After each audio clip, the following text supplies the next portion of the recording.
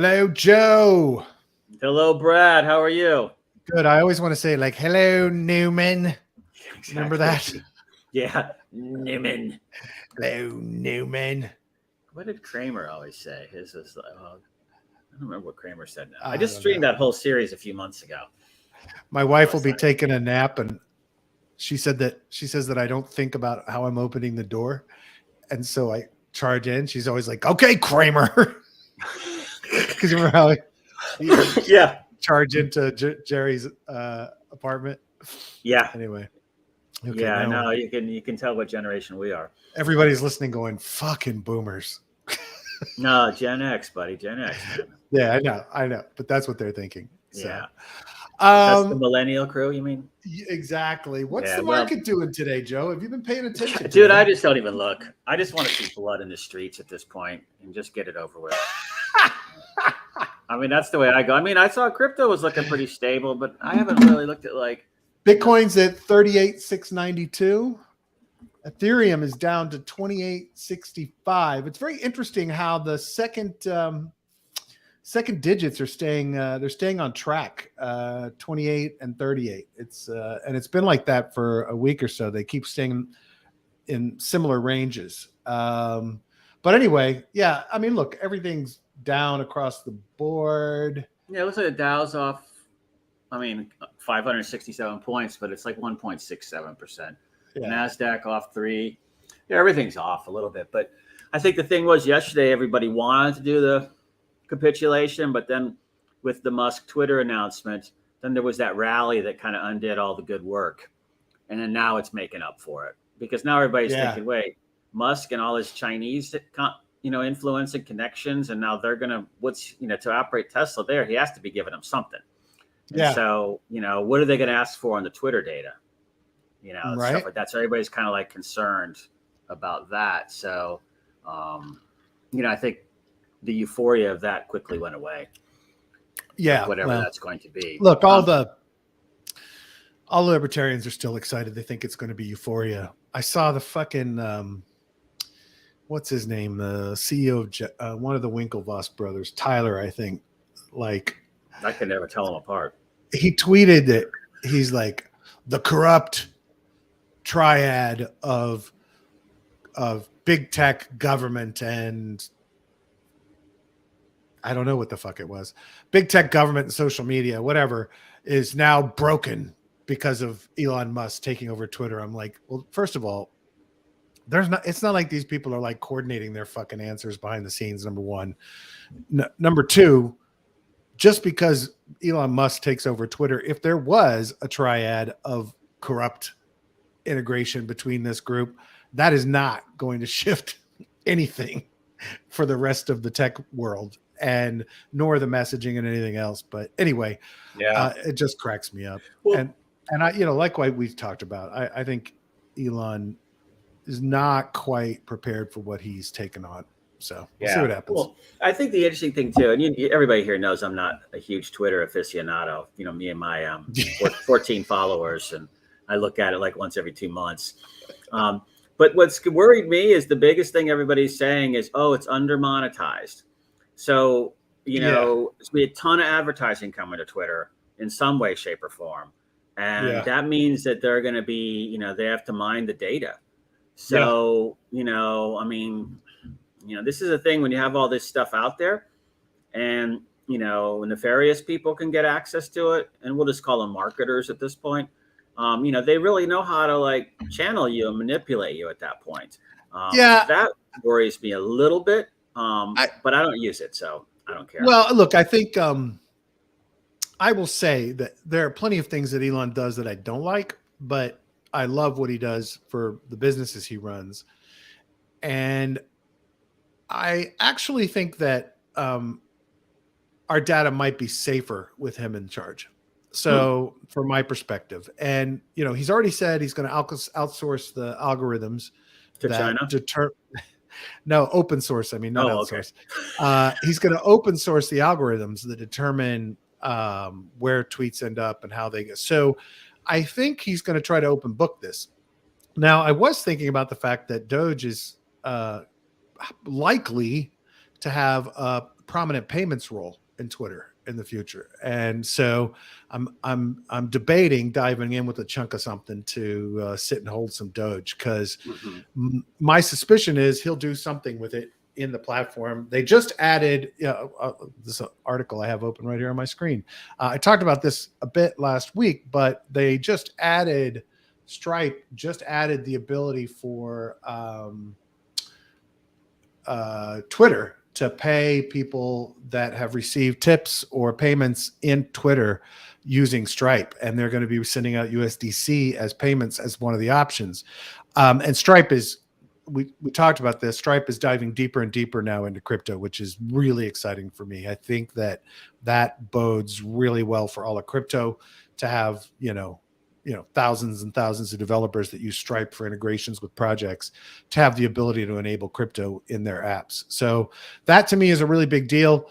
The fact that, Twitter's already starting to do payments out in USDC, that gives Elon a bridge to doing some cool and interesting things with crypto and Twitter. I'd love to see it. I mean, absolutely love to see it. So we'll see what happens, but so I'm you're excited. Okay with USDC being the payment thing? I mean, of course really not. USDC. I hate USDC, but at the same time, I'm just happy to look. I understand Stripe going with USDC as their first option because it's they know it has the reason they're doing it is the thing I hate about USDC, which is the ability to blacklist wallets, but that regulatory compliance gives Stripe cover, right? And so that's why they're doing it. But I'm assuming they will start adding more later for acceptance and payments. So we'll see what happens. I don't know, but I actually am less skeptical about Elon using our data. I'm more skeptical about the shit he's going to let on. Like if it ends up feeling like Gab in this place, I don't know what I'll do. I mean, a big part of my life is in Twitter. So it'll be interesting. We'll see. Yeah. I don't know. It's like I was reading, the bankers involved in a deal. So who do you think represents Twitter in this deal? Yeah, that's true. Morgan Stanley. And who represents, who represents Musk is Morgan Stanley. Who represents Twitter is Goldman Sachs. And I think JP Morgan was the other one. Okay. There was two or three. So look, I mean, that's as wired as it gets at that point, to say it politely. So, there's something up and it's about monetizing. And so there was an interesting article comparing, they haven't been performing. I mean, they lose money every year, Twitter. I think in 8 out of the last 10 years, they've lost money. I think they lost $573 million last year. And then they compare it to Facebook or Meta or whatever. And, it's just funny because I remember when Facebook was in trouble after the IPO because of, their lack of a monetization strategy. And so when I was like, why is anybody buying this? It was below the IPO price. And everybody's like, no, you want to buy this now because they're going to be going full into advertising. And I'm like, oh yeah, all right, whatever. And then now 10 years later, 12 years later, you know what Facebook's earnings were or cash flow was last year? I mean, just guess a number. I don't know, dude. 37 billion. Oh, wow. I was going to be way off. I was at like 5 billion. Yeah. I mean, that's where everybody logically would go, something like that, a couple B. But 37 billion on 100 and I think, was it 100 and something billion in revenue.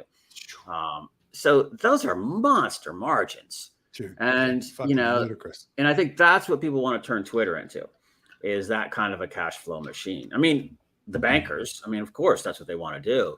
But, it gets to where there's just so much advertising everywhere. Here's where fucking Twitter has missed the boat. Like on their advertising back end is a fucking nightmare. It is a nightmare of bad UI and bad UX, difficult for people to navigate. It's only for people who are normal ad buyers all the time, and understand all the fucking complexity. So on that end, they have all this complexity. On the other end of the spectrum, when you tweet something, you're given the option to promote that tweet, right? To essentially advertise that tweet because you want to get more reach for it. But this is the stupid shit they do. They say, do you want to promote this tweet? You say yes. Then they don't give you any targeting options. They don't tell you if it's only going to be targeted to people like the people that follow you or the people that it's might be interesting to because of the content. They don't tell you anything. So I guarantee you there have been millions of clicks on that promote this tweet button. And people are like, well, fuck, I don't know who's going to see this. So why would I spend my money if I don't know who's going to see it? I want to attract this type of customer, right? Like I would probably be spending $50 a day promoting our episodes as they go up and as they're recorded and put onto the podcast stream on Twitter if I knew that the targeting was going to be good. I can go do that in the back end, but it's a fucking nightmare. I don't want to deal with it. So there's this massive amount of missed out on revenue for people that don't have the time to figure out what the fuck Twitter wants me to do with my ad money, right? And they make the simple one stupid. Like if they had just options that said, do you want to promote this? You click it and it said, do you want to promote it to people like the people you follow, or do you want to promote it to people that follow another person? Or based on the content, we think this is related to cryptocurrencies. Do you want this to target people that follow cryptocurrencies? Whatever. But it's like, or type in a few keywords of people you would like to show this ad to. But they don't do any of that shit. So I think there's a lot they can do to improve how they get advertisers in. And how those of us, like, I don't feel like the advertising from Twitter is obtrusive at all. You know, it's in my wall. It's always focused. It always looks like a tweet, you know, and there have been times when there's been useful content for me there. And I don't have a problem with that. And I think they could have a shit ton more revenue just from what's available from users, but they're just not tapping it properly. Anyway. That makes sense. Yeah. So you're saying, like, your example is that, like, say you were talking about, I think, promoting this show or an episode, or like, you know, let's say you had another one, the Mission DeFi broadcast with, say, the Aave guys or somebody, or Scoopy or Zeus or one, and you could go there and say, okay, I want this to go to everybody who's mentioned Olympus in a tweet, or Olympus DAO or something. Correct. Like that. Well, you can do that on the back end. So is it easy or hard? Is that the hard thing? It's complex as fuck. Okay. It's the stupidest interface in an advertising interface I've ever seen. Right. So I just tweeted this. Let me see where usually they prompt me to promote it, but this one they're not. Hold on. Let me see if I can find if that button. No, is that see the promote button? Yeah. See the promote button here? Yep. So if I click that, it says get started, right? So it asks me what my goals are. Engagement, grow your followers. Now, you know what's going to fucking happen? Twitter's probably added to this interface and made it better. So let's say I want to grow my followers, right? Okay. So click next.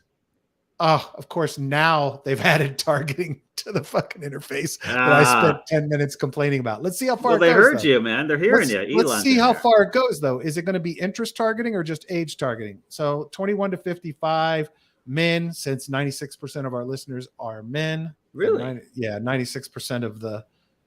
Yeah, and then straight to budget, right? So look, they still don't let me target it. So my complaint is straight on. Do I want to send a DeFi related tweet to every man 21 to 55 plus in the Twitter universe? No, I want to send it to every man that follows me or that follows, you know, Zeus from Olympus. That's who I want to follow. I want to send my Beanstalk tweet about the last interview I did to everybody on that follows Beanstalk, right? So that's what I say they're missing. But then if you go into the back end, so I can't do that targeting. Wait, so that's the only thing you can do is segment by gender and location. Age? Yeah, age, gender, location. But if I go in the back end, I can do that shit. But it is the most complex mess to figure out. It's a pain in the ass. And if you want to do it for every tweet to a different audience, it's a nightmare. Now, if you always want to target the same audience, okay, yeah, you can go through the hassle, spend 5 hours setting it up, and then use those over and over again. But imagine if they just added the simplest of interface there to say followers of somebody, keywords, or we think this is about, would you like to target people that like this kind of information? That's all you got to do. Yeah, that would be brilliant. And you know how many of those ads I would have booked? I would probably be averaging a few $100 a week at least.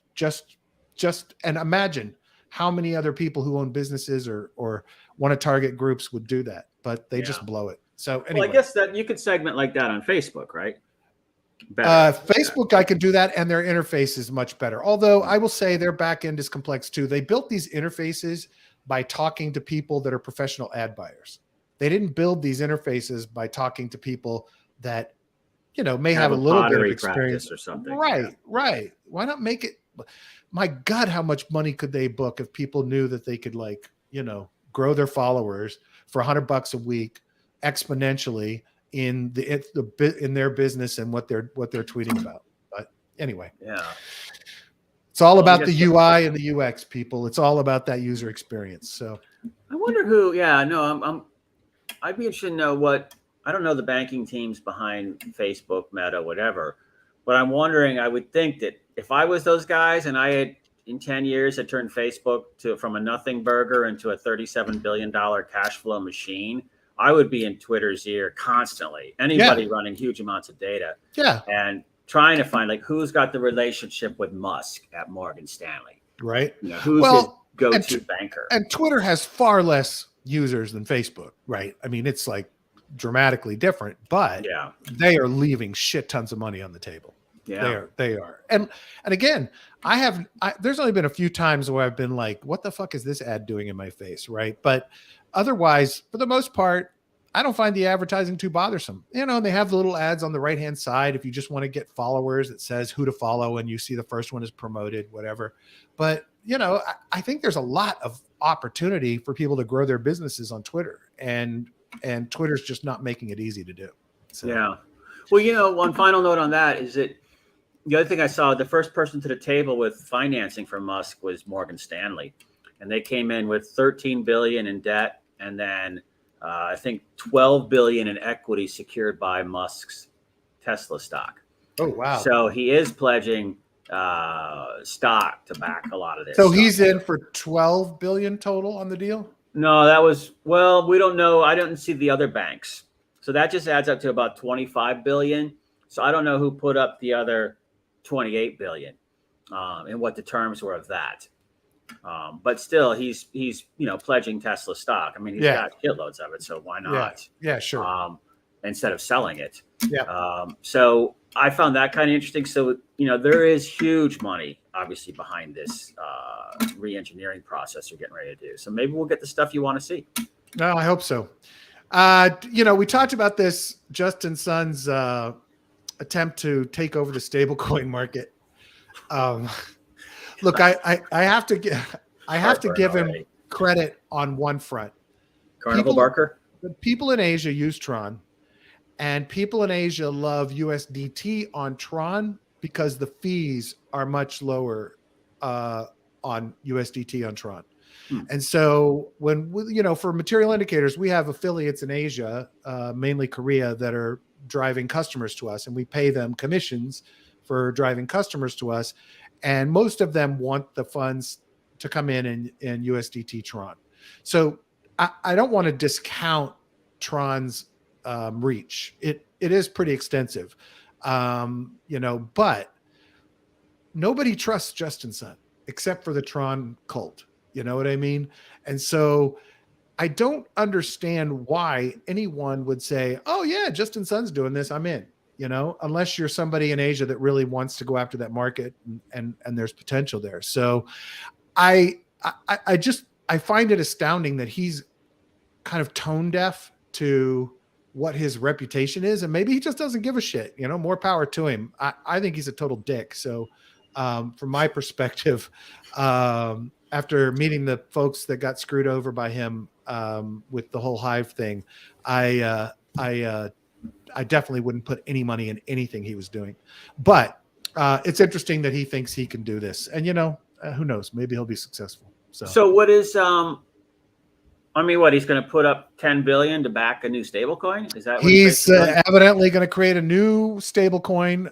Basically, from everything I've read about it, and I haven't read a ton, but from everything I've read about it, it's basically Do Kwon's UST algorithmic model, and he's just copying it. Well, I'm sure he's going to claim that he claims he's going to make it fully decentralized. This is a guy that doesn't like anything truly decentralized, and it'll be this amazing thing. But he's basically copying the success of Do Kwon's UST. So I think it's going to get him in trouble. You know, remember he got in trouble with the Chinese government a few years ago when he kind of disappeared for a while. well, and I think he's also being chased by the feds. I mean, I think he's also on the run from that too. No, I didn't know that. See, my thing is, you know how the Chinese have cracked down because they're coming out with their stable coin. Right. And now the guy that they dragged in a few times already is doing a stable coin. I mean, that doesn't make sense. Who wants to be in that? Yeah. Yeah. I mean, you want to, I mean, I don't want to get any governments pissed at me. I would be like, exactly. You know. Exactly. Oh, I'm trying to, speaking of UST, Fireblocks is the big, custody institutional provider, one of the big ones, is claiming they've seen a $500 million stampede into Terra in the first week since I guess they allowed it in their platform, which to me is interesting, right? Because I'm no expert on UST or the chain there or anything else, but I have read a lot of people saying that there's some massive risk for this, but the reason they're jumping into this is you're getting a guaranteed 19.5 or 6% interest when you're depositing when you've got UST. So I get it why these institutional guys will come running in, but you know, it's funny when they talk about systemic risk. I don't know who uses UST for actual transactions for anything. I'm sure there are pools out there and vaults where UST is used and people are doing it, but I don't see it as like a building block or a cornerstone of any transactional nature. And if some of those experts are to be believed, you know, there's some really big inherent risk in the algorithmic stablecoin market. I was reading an article the other day, though. It was about Beanstalk, but it was a Twitter thread, and it was actually really good about Beanstalk and how it functions and what they're going through with the exploit and everything. But one of the things it mentioned was that there has never been a successful algorithmic stablecoin. Like, they've all failed in the past. Now, I think we're learning from that and getting better at it. And I think Frax is doing a great job, and nobody can say that UST hasn't seen unbelievably explosive growth and is dominating a lot of the conversation around stablecoins. And I actually think Beanstalk has a gigantic future in that space, and there's still a dramatic need for it. If you think about the idea of us penetrating the real world, stablecoins are going to be critical to deployment of DeFi apps into the real world. Yeah. And so there's a shit ton of potential for having a successful stablecoin and backing the token around it that keeps it managing its peg or the credit, whatever. But this is very interesting. Institutional coming in at $500 million in 1 week into the Terra ecosystem. There's a lot of, I'm on their ecosystem page right now. I mean, there is a lot of stuff here. I just found one called onion.money. Who's given in the Terra money section. Terra.money /ecosystem /ecosystem. There's like 50 kind of DeFi, like, you know, there's tools, payments, ETFs, but this one, Onion Money, they're giving 25% interest on your favorite stable coins. Wow. So, you know, I could see why there's, you know, these hedgies and ultra high net worth types are coming in, because look, this is also the same group that's talking about buying. No, that's DAI. I'm sorry. The 10 billion. No, DAI's doing factories and everything else. Is it UST that's looking to acquire 10 billion in Bitcoin? Okay. Yeah. That's the one. So that's the one. Yeah, here's like WhiteWhale. What is this? Arbitrage platform. WhiteWhale.money. Keep the peg, be the whale. Looks worth looking at. Yeah, I mean, look, there's a lot of interesting stuff there, but you know, 500 million, that's a nice little, I mean, I guess that's a nice chunk, right? Yeah, definitely. Well, look, in 1 week, institutional. Yeah, 1 week. Yeah. That's significant. Like, you know, you maintain that level. So then we get into the systemic risk thing. And I'll tell you that my primary bias is not necessarily the research I've done, because I haven't done enough on it. Mm-hmm. My primary bias is I just get a Danielle vibe from Do Kwon. And I just, the whole cultish, the whole I'm here to save the world thing, just, you know, the alarm bells start going off. But hey, I know nothing that says this is a bad thing. Look at this one that's in there too. WhiteWhale. It's in there. Terra Luna. WhiteWhale.money. Keep the peg, be the whale. Empowering retail investors to keep the UST peg via L1 seigniorage arbitrage, as well as participate in other complex automated trading strategies through a simple user-friendly experience. just Nice. on Terra, heading to Solana and Cosmos. Interesting. Yeah, worth looking Is it at. live? It looks I can't on. figure out how to get to the DApp. Did I miss it at the top? Oh, Let's yeah. see, How about the launch big app. green button that says web app? Yeah, launch DApp, that button. There we go. There we go. Let's see what we got. Oh wait, sorry, I'm back over on. Are you on WhiteWhale or Onion? Yeah, WhiteWhale. Okay. Treasury, breaking value, vaults. 19.47, which is the basic UST rate. No, it's interesting. Very interesting. Let's take why don't you become our UST guy, Joe? Yeah, I might as well. All right. I'm looking for a niche. Yeah. Yeah. Something new, because I just feel like we're at this point. The whole thing collapses. Well, yeah, exactly. I'm just so tired of everybody calling everything a friggin' Ponzi scheme. And it's, and I'm like, isn't everything a Ponzi scheme in life? I mean, yeah, all of money is a Ponzi. Assets go up in value because it requires more money to come in and buy it. Everything requires more money.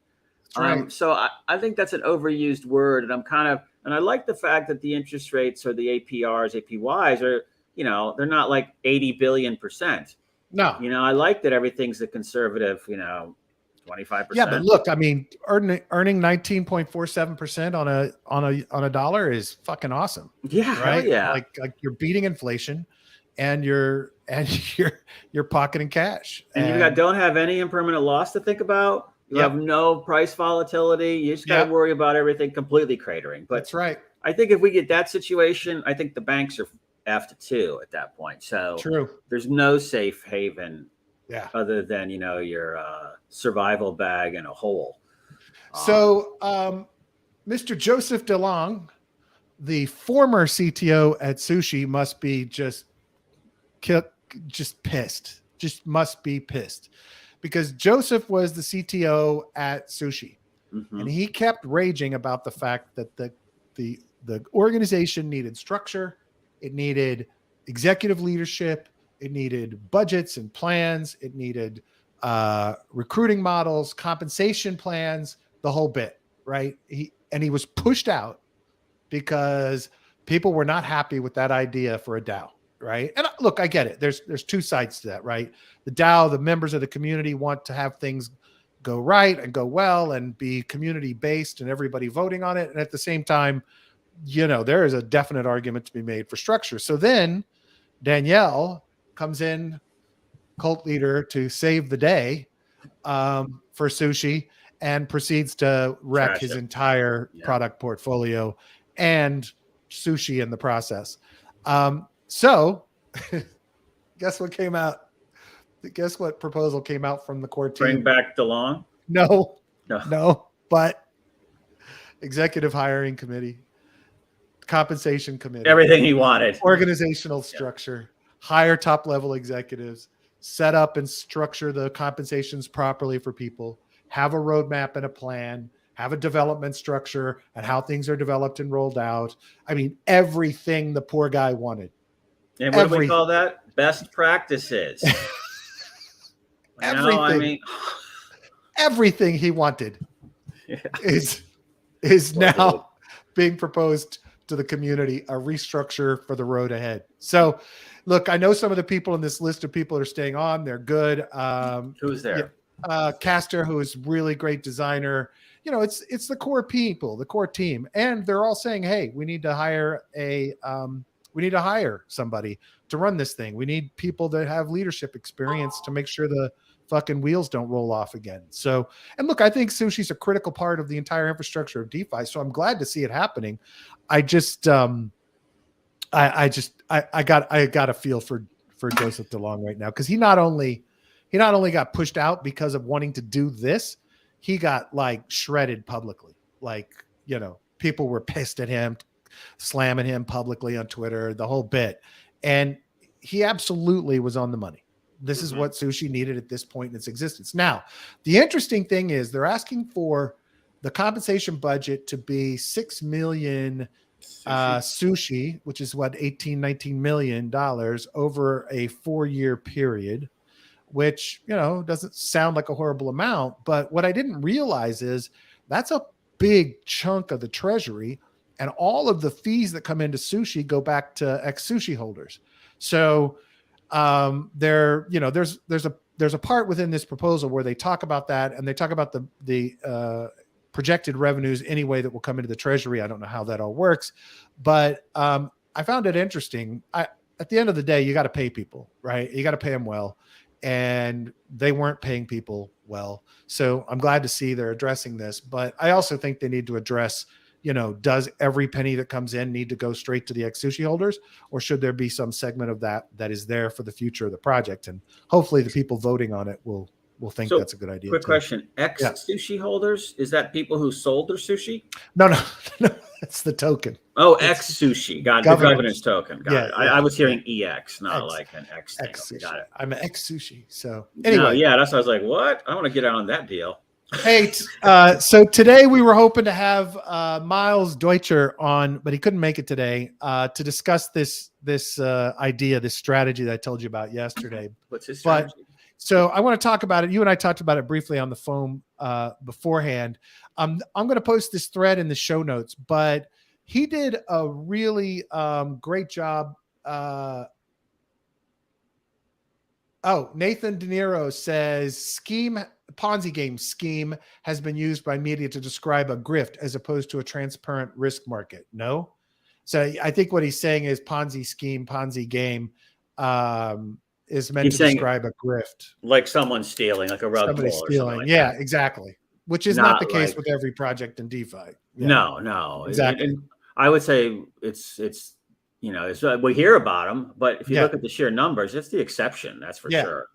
So Miles looks like he's about 14, but he has a good head on his shoulders. And this strategy, I really like this. I'd love to run the numbers on this, Joe, because I think it'd be really interesting to run through the numbers, because he doesn't provide backing numbers, but he gives some awesome advice that we all kind of know. You got to be in early if you're going to ride up the big extreme APYs, and that's not a safe way to bet, but there are safer ways to play it. And he suggests using Beethoven on Fantom for this strategy, but he takes the example of taking $3,000, a $3,000 investment, and he's saying split $1,500 into stables with a 32% APR, $1,000 into medium risk plays with up to a 70% APR, and then $500 into high risk plays at a 317% APR, right? So you're diversifying, spreading your risk out. Maybe in each of those pockets, you've spread it out even more. He talks about just specific 3 pockets and 3 vault plays for those. But Nathan said semantics.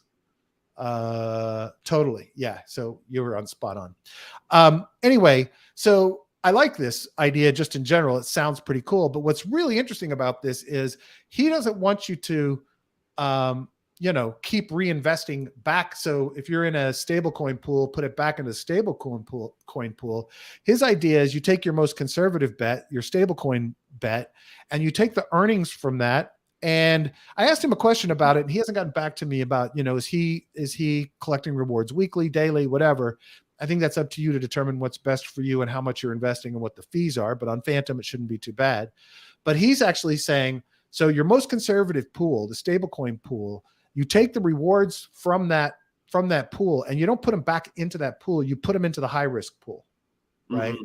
So you're accumulating more in the high risk pool from the earnings that you got from the stablecoin pool. And then from the high risk pool, so at 317% APR, you take the rewards from that and you pile it into the medium risk pool. Okay. Makes sense. Then you take the medium risk pool and you pile that back into your low risk stablecoin pool.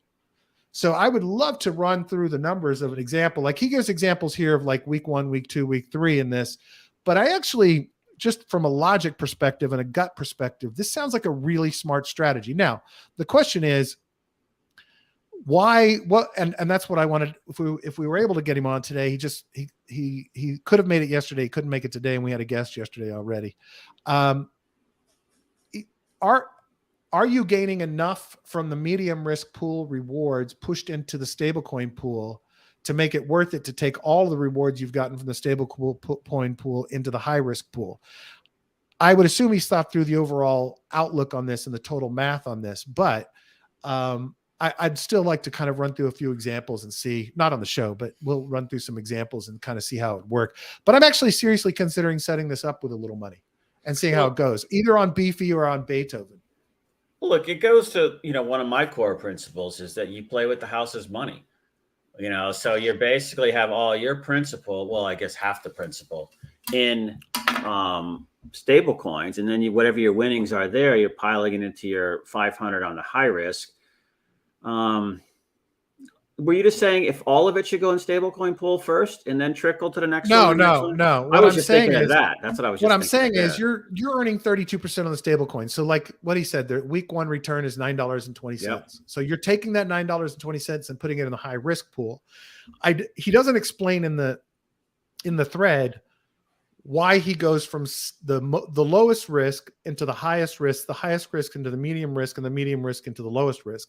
And I'm assuming that when you run the numbers, it makes the most sense because you leverage the earnings of each of those properly, right? But you're also de-risking along the way. So you take the free money, which is what you earned off the stablecoin pool, the house money, and then you put in the highest risk return. And then, you take that risk for a while. And I guess at the end of the week or whenever you collect it, then you de-risk down to medium risk pool, and then back to stable. So, but when I see it all, I'm going, why not put the $3,000 in the stablecoin pool, get your 32%, then take those earnings and pile it into the high risk pool and let it sit there, and then roll to the medium risk. Then you're only playing with house money. So you're saying, number. That's an interesting play. I see what you're saying. So take the 3,000, you would earn $18.40 in the first week, right? In the stablecoin pool.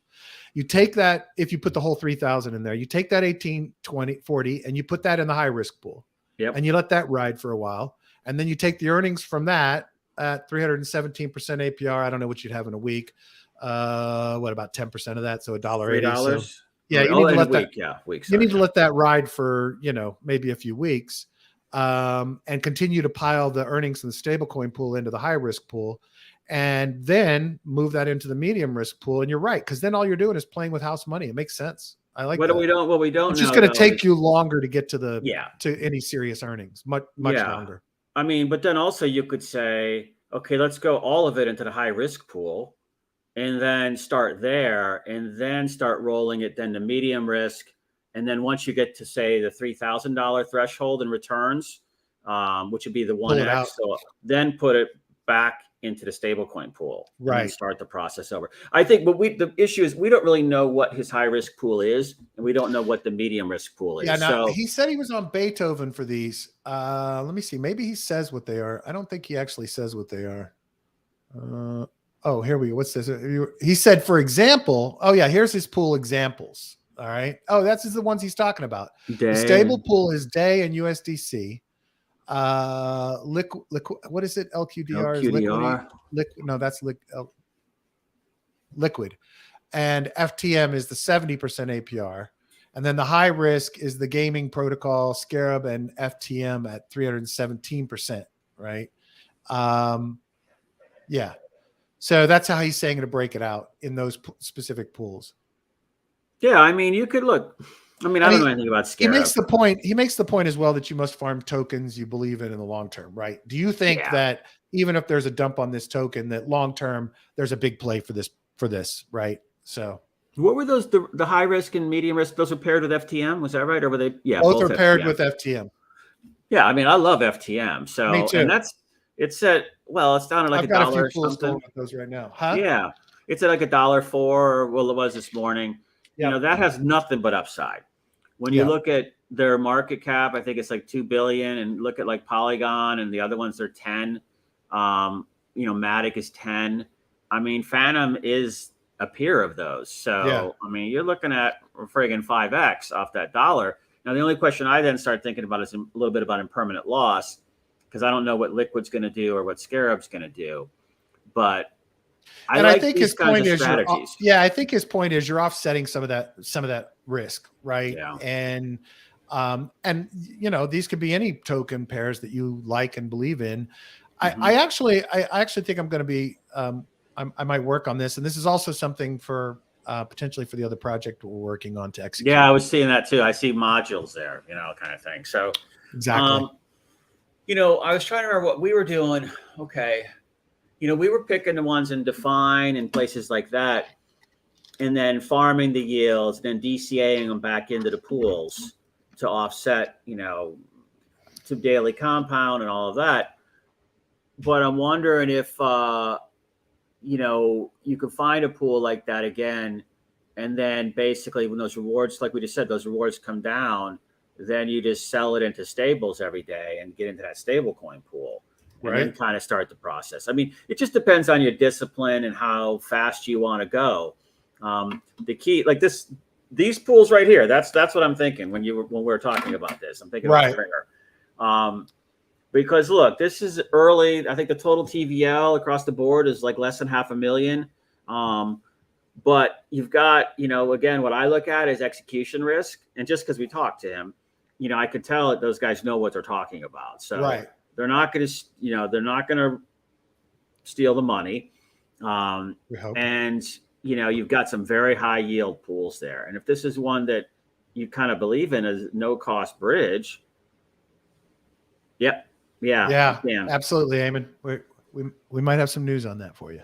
Yeah, no, because I remember we were always joking about that because that's when Ohm started. That was when you were talking up Ohm, how they were doing the daily DCA and all the fees were hidden into the transaction. And I was like, wow, okay.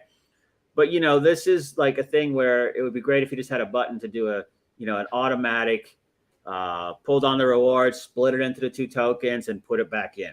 Well, what's interesting too about this one, and you have to remember there is a 5% tax on ink transactions. So if you do this, you have to remember that every bit you earn from staking,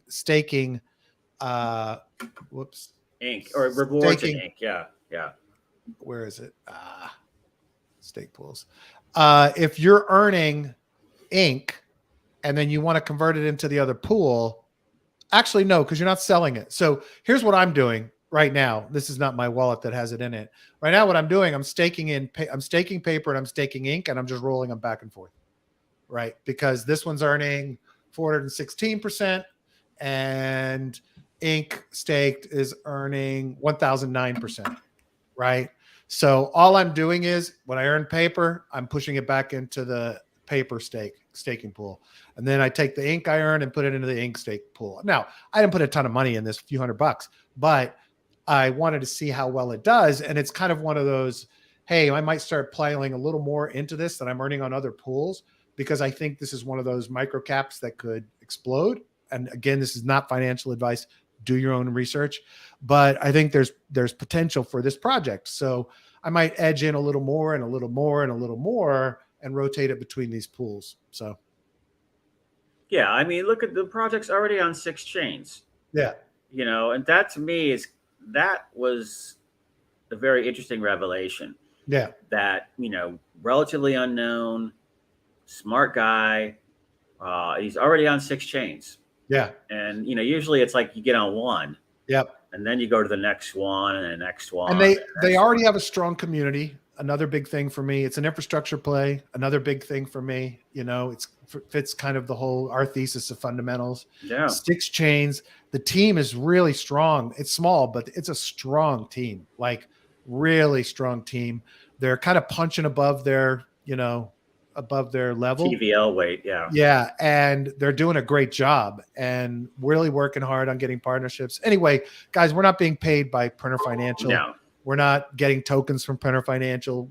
This is just one of those projects that we've taken a liking to. So, not financial advice. Do your own research.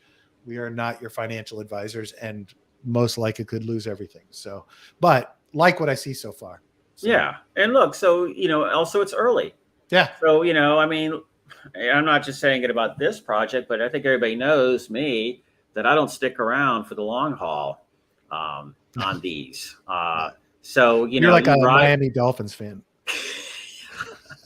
Yeah, what a crazy shit show that is, isn't it? They leave at fucking halftime. Yeah, I'm a fan. I'm Miami Dolphins fan. They're the worst fans in America. I know. That I'm stadium's get emails for that. Yeah, well, it is what it is. everybody got spoiled back in the Dan Marino years, which was Yeah. probably before most of the listeners were born. Yeah. But, you know, it just seems to me like you ride those early, and then when you start getting nervous, you go and find another one. Exactly. Or, you know, you pull your principal off the table and just leave the house money rolling and go find another one. Put principal down, like maybe with who was the guy we were just talking about his strategies? Neil or something? Miles. Yeah, like what Miles is doing. Yep. You know, you go put the proceeds into a stablecoin pool and get your 32%. Yep. And do something with that if you want. Maybe roll it back in the printer. Exactly. But, you know, maybe not. Maybe roll it to something else. So you always diversify, always go in with not the whole stack, and always try to take the principal off, just like, you know, at the craps table. Yep. Hey, you posted this link to me. USDB stablecoin offers as high as 100% LP yields on Fantom, and those are on Beethoven as well. I don't even know what USDB is. Conveniently called, the pool is called a diabolical balance. Where are my things here? But what's the story on USDB? What is the Utah Schools for the Deaf and Blind? Yeah, that's it. They're issuing a stable coin. Should you not? Well, let's not. Did I send this today, or was this? Fantom introduces. Oh, FHM. Oh, this is FOMO. This is that rebase play, isn't it? You know, I think I put that in the unification between the FHM protocol and USDB stablecoin. You know, it's funny. I still have shit sitting in that FHM rebase. Let me see where I put it. Look at the Midas stuff. That's not Midas, right? No. Now called Balance. It generates business revenue for both FHM and USDB, and the team announced that the mentor is already live. We need to go deeper on this one, dude. Yeah, let's save that one and talk more about that tomorrow. Yeah, because this looks really interesting. I want to check out check out what that FHM is doing, because I've got money sitting over there. So I don't. It depends on which channel I shared it with you in. If I, because we're in like 3 or 4. I think if I was sharing it related to our project, or if I was sharing it related to the show, I can't remember. So I don't know. Yeah, you shared it in the show list, but okay. So one of the guys I follow in my DeFi strategies list has been pushing this coin Snipe, and he likes it. He seems like a fairly good guy. It seems to always, I'm sure he makes money on the pump from people buying it because he said he likes it, but he doesn't seem to be the guy that's pumping and dumping. Anyway, this token Snipe got exploited, but they had money in the treasury and paid everybody back. I don't even know what it was for, how much was lost.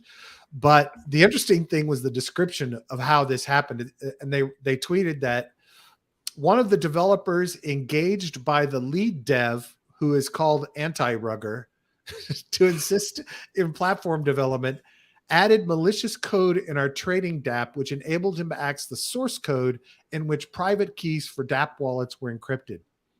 So yet another attack vector that we don't think about very often, but as teams are 88.47 ETH were drained.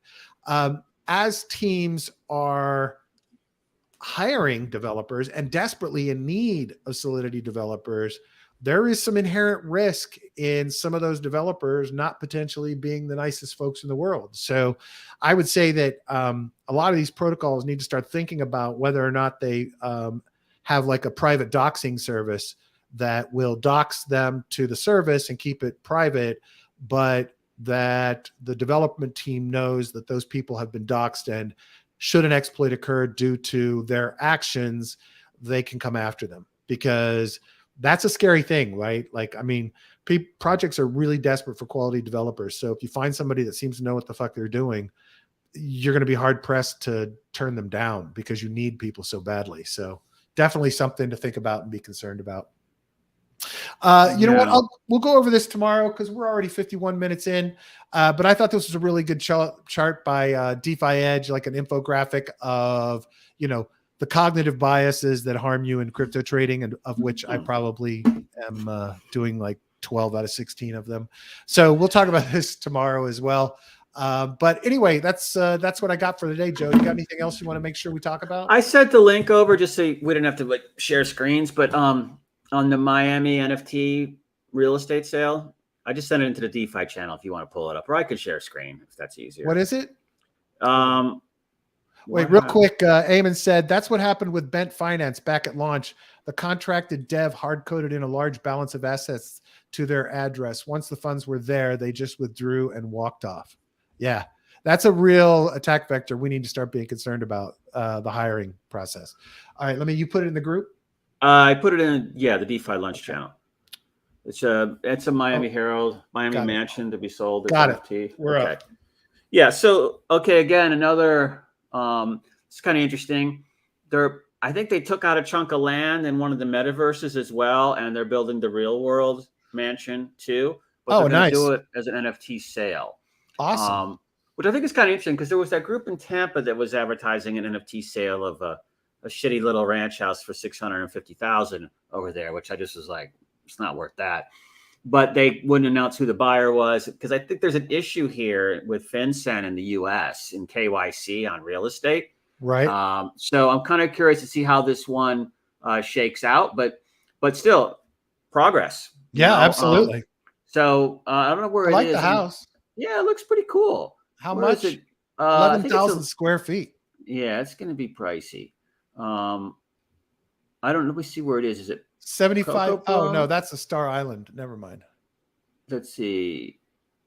It doesn't say where it is. Star Island too? I don't think so. it hasn't even been built yet. Yeah, I think they got to sell the NFT to then build it. I got you. So they're financing. Sounds familiar. So maybe they don't have the property for it. They just have the design of the house. Something about Many commissioner country already looking at putting real estate titles on blockchain. He said putting real estate deeds on blockchain. He said could be more secure than having paper records that can be easily be destroyed. But there's always copies of that somewhere, government wise. But I do agree with it. What I like is that what if you could take the NFT of the $12 million house and show up at Aave with that, nice, and then borrow $9 million to go get 30% on stable coins. Yeah, that's the kind of stuff that I think where this ends up. But, compared to what, my guys in El Salvador are doing with their El Tunco project, this is simple here. Yeah. Hey, are we getting those guys back on? Yeah. I talked to Ransom last week. Told him I was taking a break for a week, so I'll get him back on. He's down there right now, actually, in El Tunco. So I think we'll try to get them on maybe later this week or next week at the latest.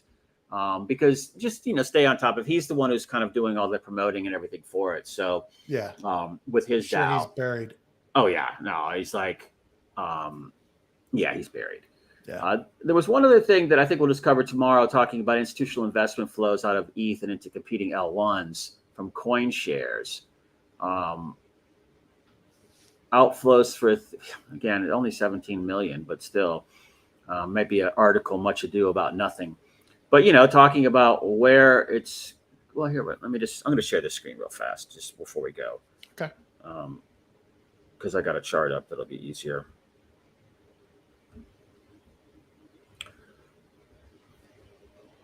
Flows by asset.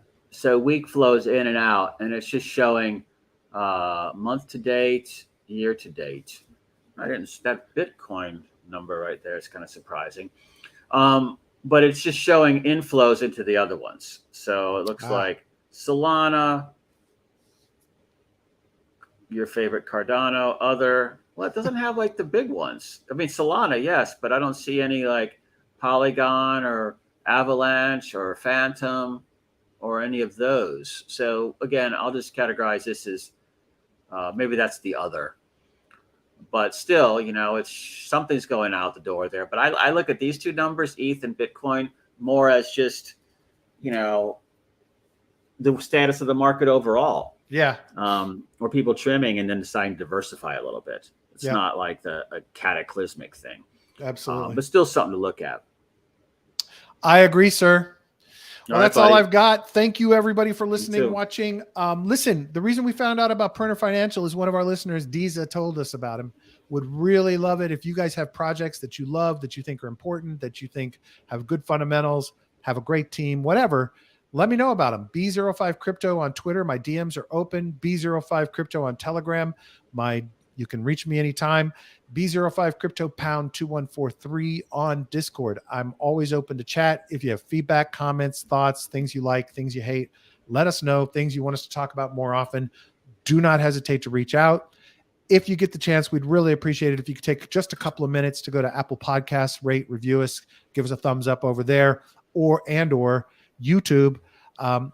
Subscribe, hit the like button on this video, and also please tell your friends about us and let them know that we're having a lot of fun over here, and we'd love to talk DeFi with more of them. So thanks for listening, Joe. Thank you. Have a great Tuesday afternoon. We'll talk to everybody.